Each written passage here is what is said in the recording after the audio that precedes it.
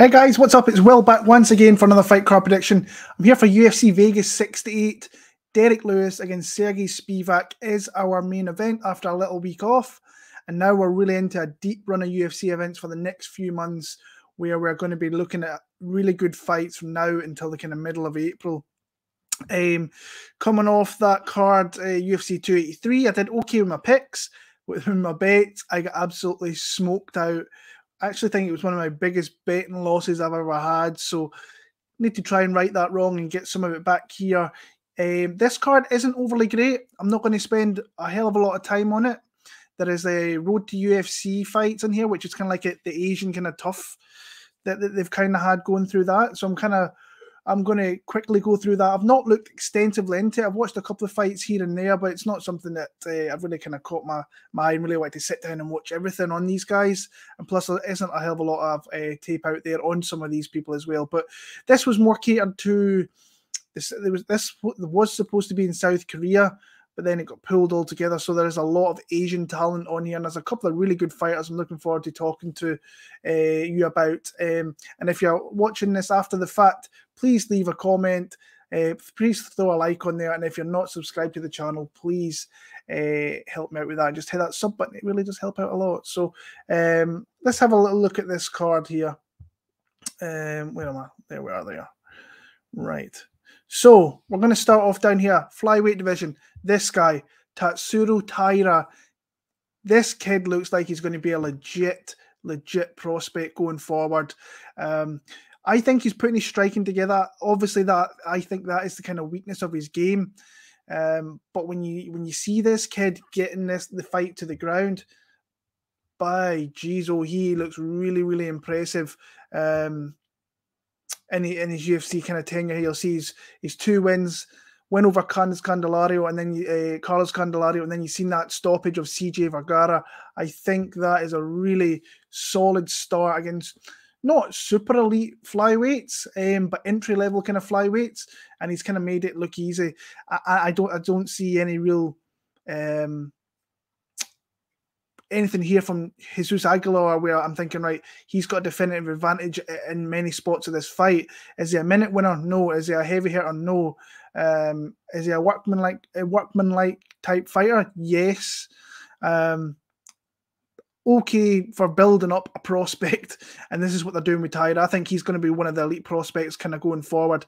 I've got Taira here. I think he can find a submission in probably the late part of this fight, second to third round. So Tatsuro Taira is that the fighter I'm picking there. Jeong-Yeong Park against Dennis Tululian. I'm seeing quite a bit of love for Dennis Tululian in this one. I'm kind of more on the Jeong-Yeong Park side. I think that he can mix up a little bit. There is fights out there with Tululian that he has been taken down, but there is also some fights in there where he's actually shown that he can get back to his feet and he can be competitive and he doesn't stop. I like his will. I like his ability to keep coming, can throw some heavy strikes. I think Park, if he fights a smart game plan, this is the thing with him there. I think he's got a definitive grappling advantage. Just think he has to use it. Some parts of his UFC career, he hasn't shown that, and it's made him look a fool. He's got taken out, lost a fight. But I think he's got a definitive advantage in my opinion. So for me, I'm going to pick Jeong-Yeong Park in that one there. This fight, yeesh. Ji Young Kim, Mandy Bohm. I have no confidence whatsoever in either fighter. Ji Young Kim is minus 250.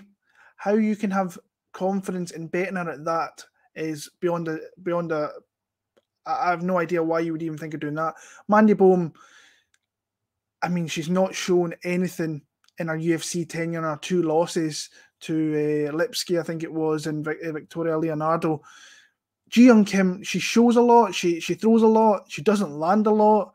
And she's lucky, really, that this card was kind of catered for that Asian market where she's really been kept around here. One of these girls is not going to be in the UFC after this. I'm going to pick Ji Young Kim. Outside of that, I probably won't even watch this fight on the playback.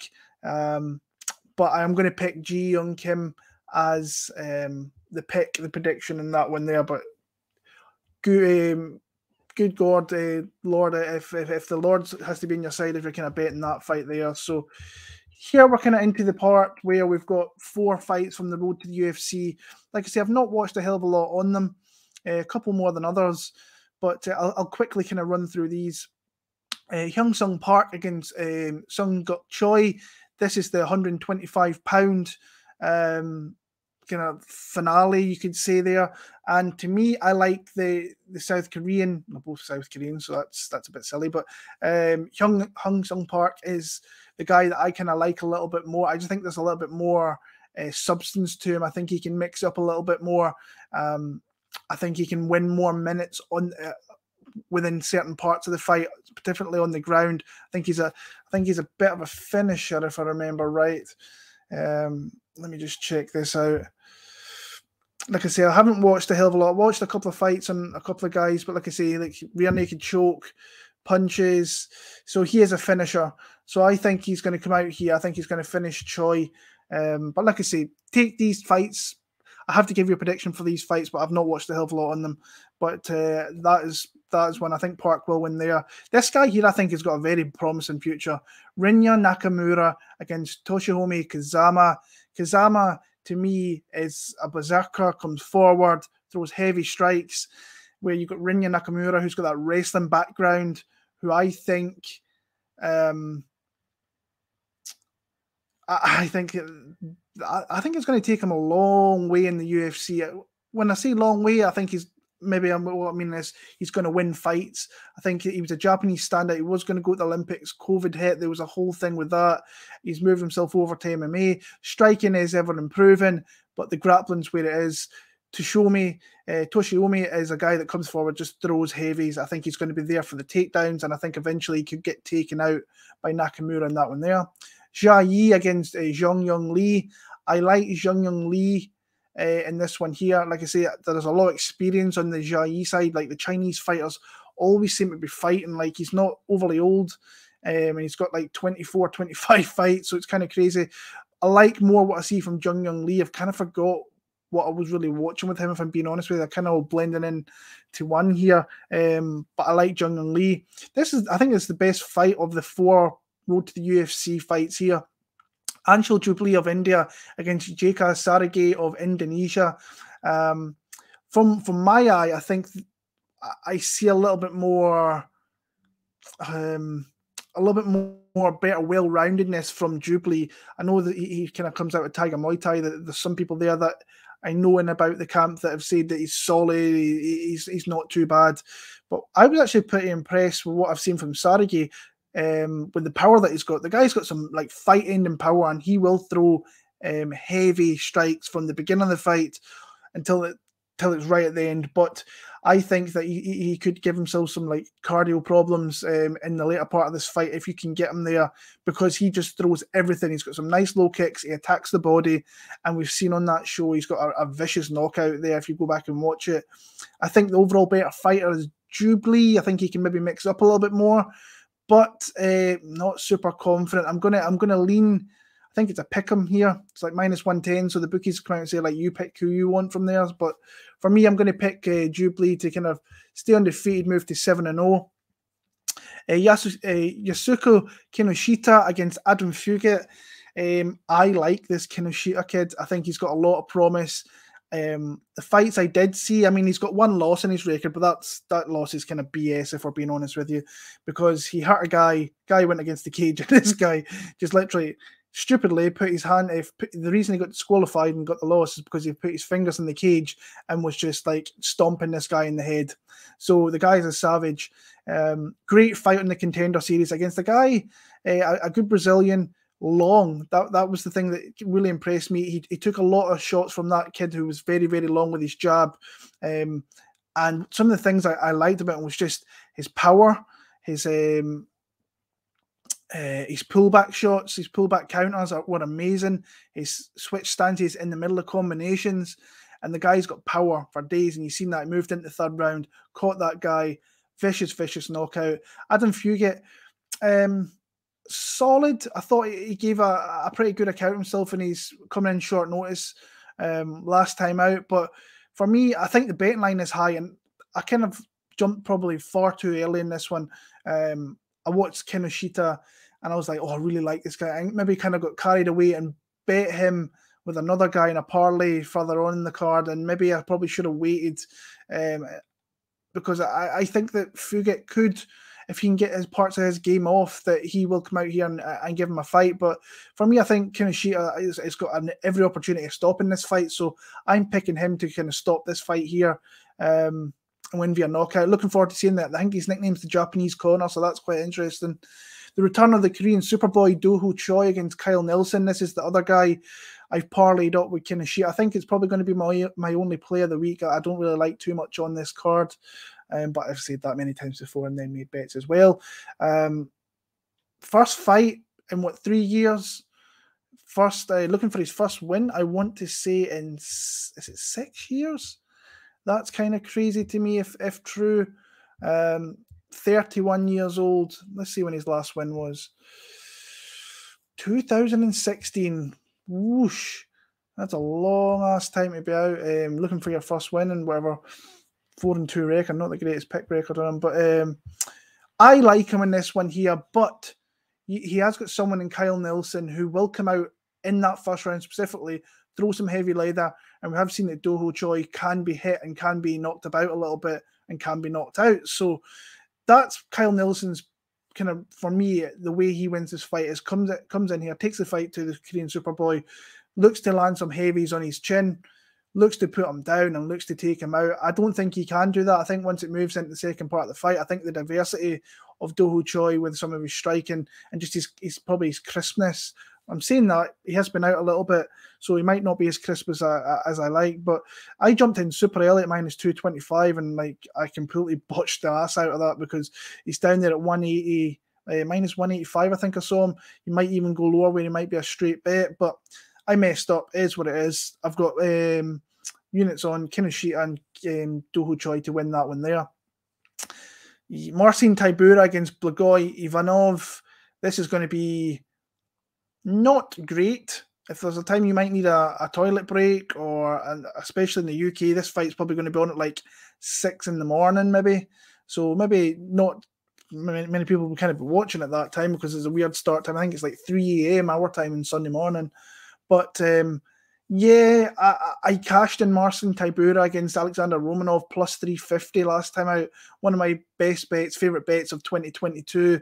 Just thought that line was super off against a versatile heavyweight who is facing a kind of younger up-and-coming heavyweight. And initially, once he got through that first round, he got the takedowns out the road.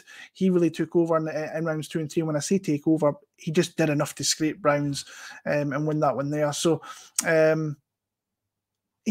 Ivanov is a tough guy you like to face. He is very not super exciting, very kind of durable, can take a shot, can give a shot, not got super heavy power, but is always in the fight. If these rounds play out close, I kind of lean. I think on the feet, you kind of got the more cleaner striker in Tybura who will throw kicks, can clinch up a little bit. I don't think you want to clinch up with Ivanov because I think he can reverse you, put you against the cage, kind of win some minutes through there with some dirty knees, some dirty boxing, whatever. I'm going to lean Marcin Tybura. I was going to kind of lean Ivanov, but I thought, no, I'll go with Tybura in this one. Always kind of liked Tybura, if I'm being honest with you. I always thought he was a heavyweight coming through the regionals that I liked watching, and he's been okay in the UFC and had himself a couple of decent wins. I'll lean Tybura 29-28. Dalton Jung against Devin Clark. Fun co-main event in the light heavyweight division. When I was looking into this, I was thinking, I still kind of think that Devin Clark is very, very live in this fight. And I'm just not sure. I'm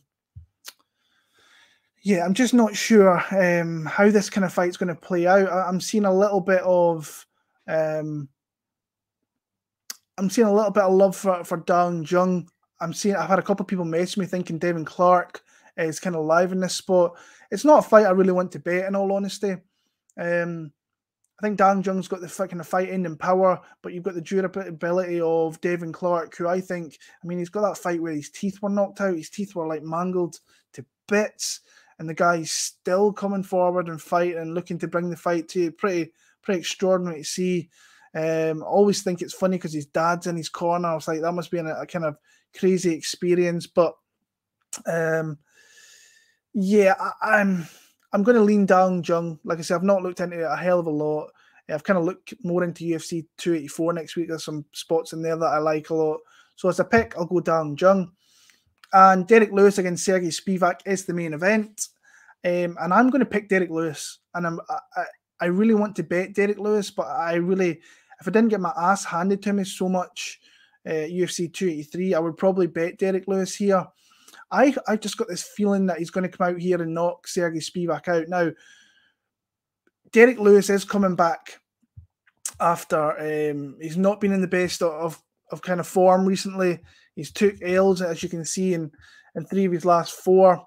It's Cyril Gane, the Dokis, Pavlovich, and Tuivasa. He's all been stopped in. They are legit guys. They're legit guys in the top 10 of that division. Serghei Spivac, on the other hand, his only L is to Tom Aspinall, who is a top 10 guy. And he's came back, beat Greg Hardy, no longer with the promotion, beat Augusto Sakai, still with the promotion, but probably a fringe, maybe at very best, top 15. And you know what the guy wants to do?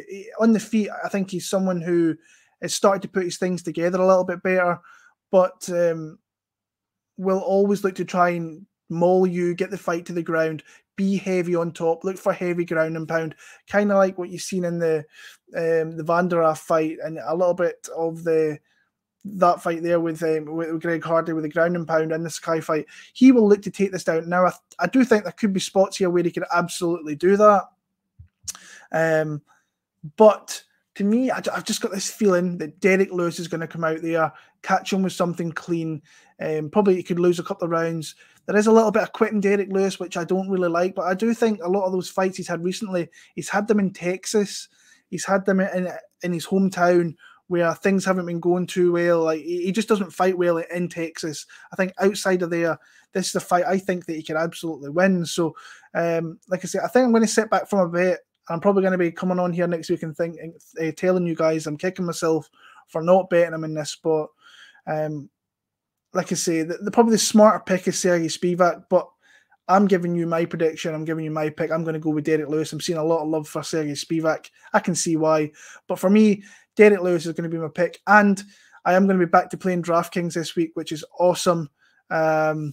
Because, like I say, they added this late swap, which was absolutely like bull crap. It was not good whatsoever.